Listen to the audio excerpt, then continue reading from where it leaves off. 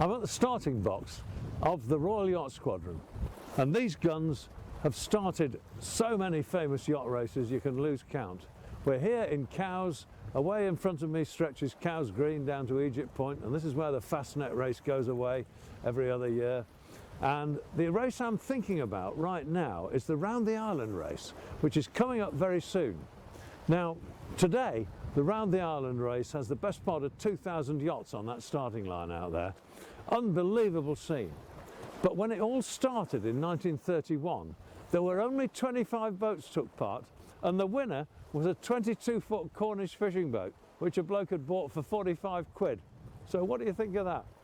Makes you wonder, doesn't it? But you know, many, many years before then, there was another Round the Island race, completely different, sailed between the schooner America, which had come all the way from New York, and the assembled might of the Royal Yacht Squadron. And the America beat them hands down. She beat them so comprehensively that as she came back up the Solent, Queen Victoria, who was watching, said, "I say, it looks as though the Americans are first, but who is second?" And her equerry said, "Madam, there is no second." And so the America's Cup started with a Round the Island race. Now then, let's think about the race itself. The race always starts first thing in the morning. So generally speaking, if you're on your boat, you'll be tucked up in a river somewhere, or maybe you're in Cowes waiting for the moment, and you turn up here maybe 5, 6 o'clock in the morning. It's all bustle and go. There's boats all over the place, and boats the like of which you'll probably never see again.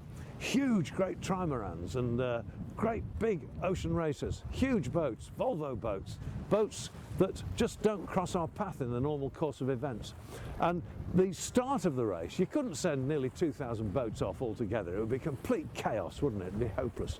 So what they do, they break us down into classes, and the really big fast boats go off first. So if you get here in good time, you get to see these wonderful machines go blazing away down the Solent. If there's a good breeze blowing, it's a thrilling sight, and you're never going to see them again, because some of those boats will get round the island. It's a 60-mile race course, this, 60 miles. Some of those guys are going to get round it in 2.5 hours.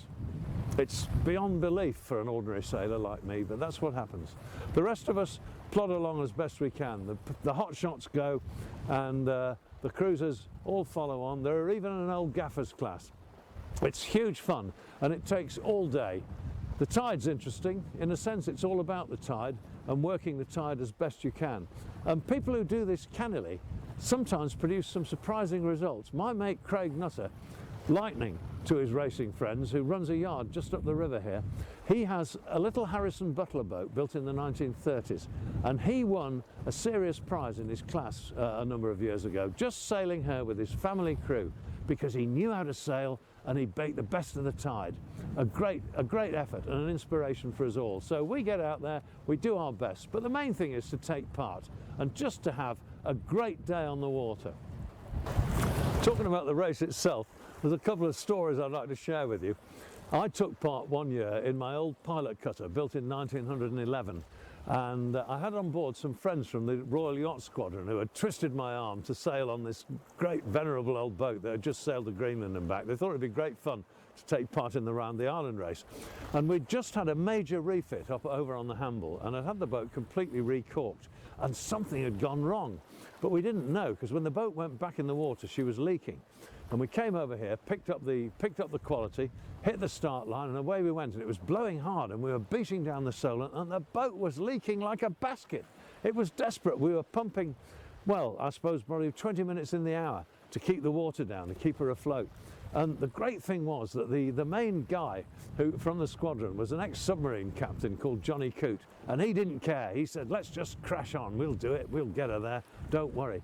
But there was an American publisher as well, one of my publishers actually, and he brought one of his fancy authors with him, and the fancy author was terrified. He didn't like this at all. He said, "Don't you think we should stop, we should go back?" And the publisher, who was a proper old Yankee, he said, "No," he said, "we'll just beat on and we'll keep on pumping, we'll get her around before she sinks, you just see." And they did. We had a great race, absolutely wonderful fun. That's the sort of spirit that's in the race.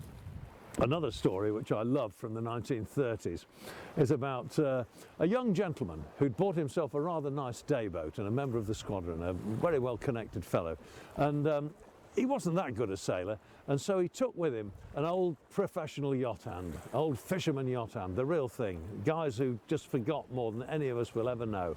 And away they went round the island, and they didn't have any charts because the old boy said, we won't be needing them, sir. And as they came and approached Ryde Sand, which is a pretty doubtful place, you have to come between the two forts at the east end of the Solent, and then you have to come back up the Solent, and very often you'll be beating. And you're trying to get out of the tide. Ryde Sand is there, and you can go aground on Ryde Sand quite easily because it's not very well marked. And the young fellow was very worried about grounding on Ryde Sand because he couldn't see it. And the old fellow said, as they came round Bembridge, still out of sight of the place, he said, don't you worry about that, sir, he said. By the time we get to Ryde Sand, it'll be real well marked. There'll be yachts aground all along the edge, sir, and we just stay outside of them and we'll be fine. And I love that story. It tells us so much, doesn't it, about the gentlemen of the day and the great yacht hands who made it all happen for them. Anyway, look, there we are, the Round the Island race.